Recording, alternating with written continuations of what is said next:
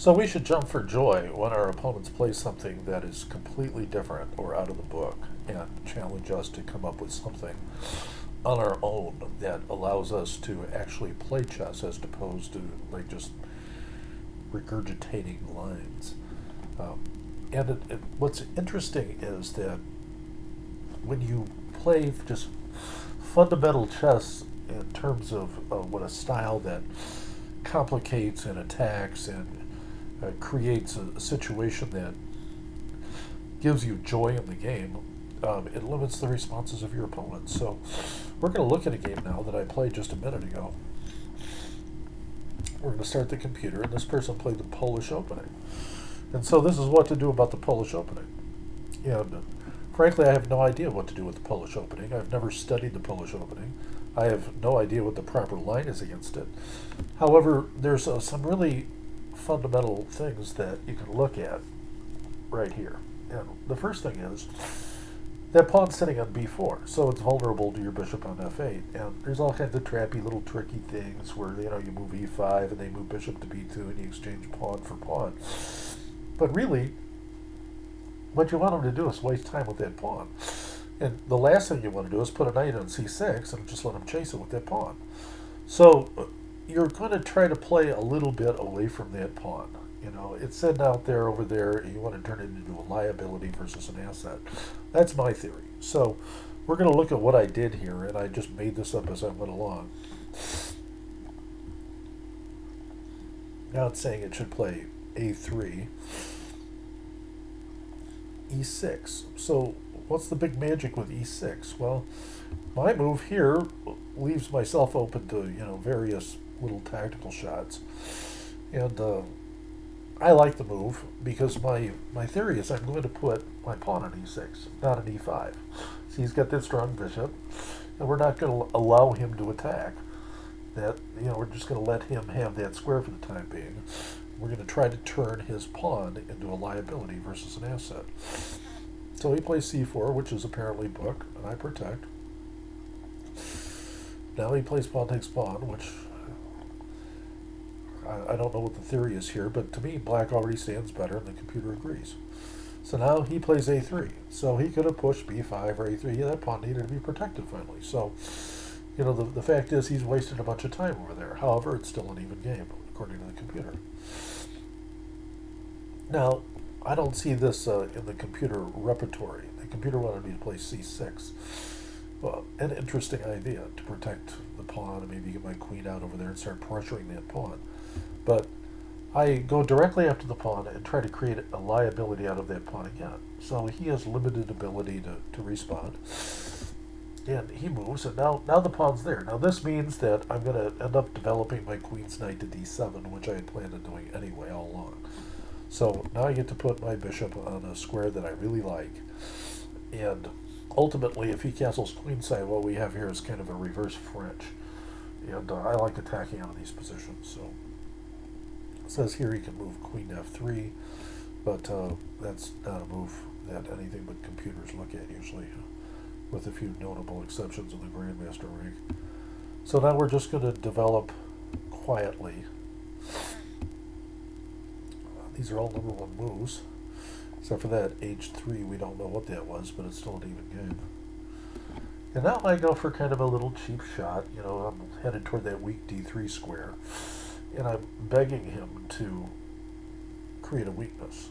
And, in fact, the weakness also involves me putting my knight on b3 and pushing a4, things like that, if he starts moving d3. However, he moves d4, which gives me the e4 square.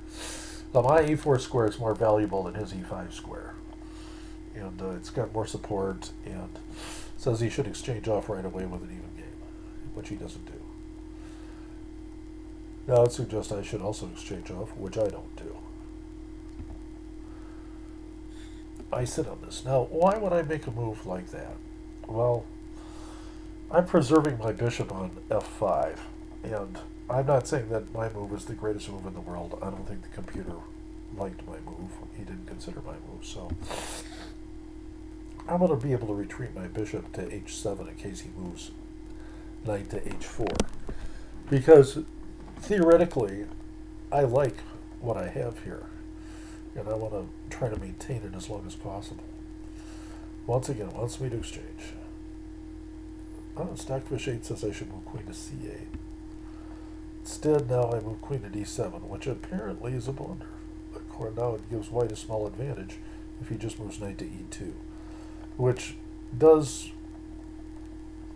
protect the king side a little bit and give him an additional defender over toward g3 if something goes awry in my plan. So I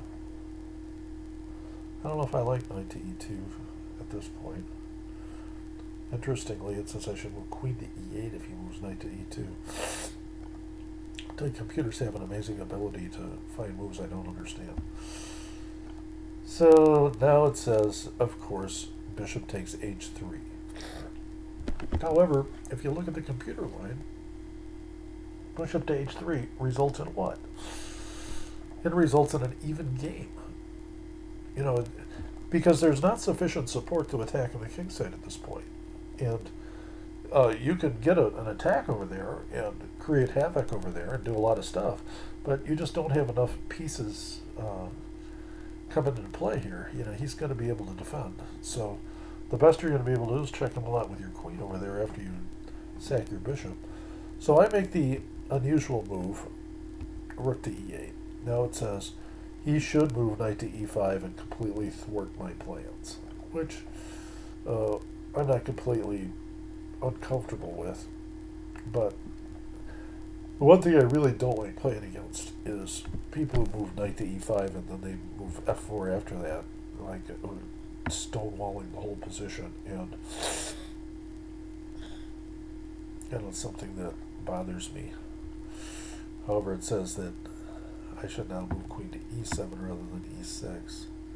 Just give up d5. But obviously I'm down, and this is not decisive by any means, and it's not an even game. White definitely has a slight edge after that move. However, he doesn't play knight to e5. Why not? Well, let's see. He moves knight to h4, which turns out to be a silly blunder. Now the computer finally has gone back to bishop takes h3, which is of course what I played, which was the entire point of everything I've done up till now, pretty much. Now it says he can just play knight takes d5, and then I move queen to g4 and things get very complicated. So black does maintain an advantage. Let's see what happens. He takes the wrong piece and loses. Now it says he moves f3. I would exchange off, get his knight, and I'm a solid couple pawns up. Not decisive yet. Okay, so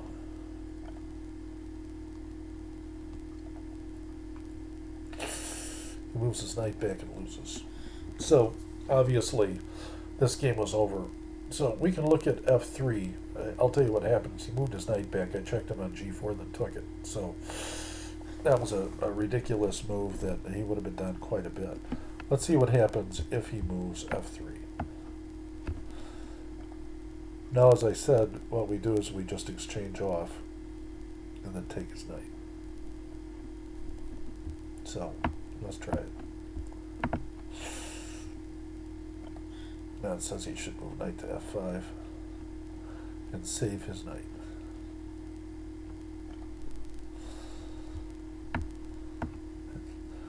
Which also attacks my bishop.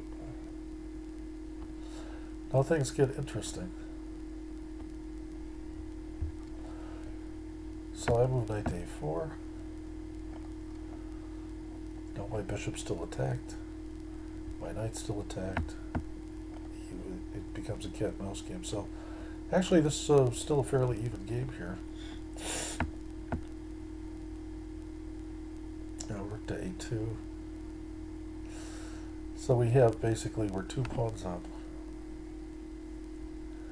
but it's a fairly even game. So he could have survived nicely, and the world fell apart because of just simple play. You know, it's very easy to go wrong in a defensive position like that.